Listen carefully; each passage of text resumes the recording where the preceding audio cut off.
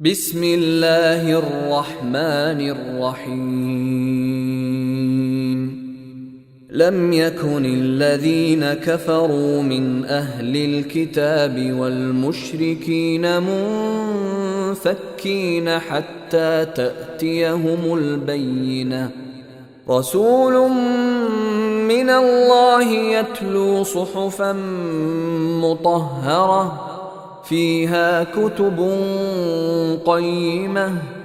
وما تفرق الذين أوتوا الكتاب إلا من بعد ما جاءتهم البينة وما أمروا إلا ليعبدوا الله مخلصين له الدين حنفاء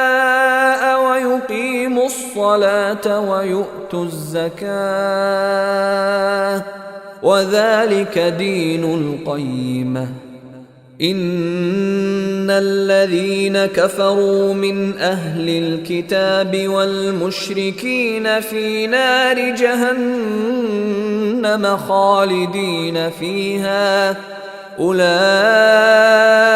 هم شر البرية إن الذين آمنوا وعملوا الصالحات أولئك هم خير البرية جزاؤهم عند ربهم جنات عدن تجري من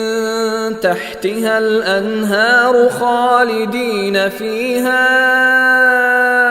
أبدا رضي الله عنهم ورضوا عنه ذلك لمن خشي ربه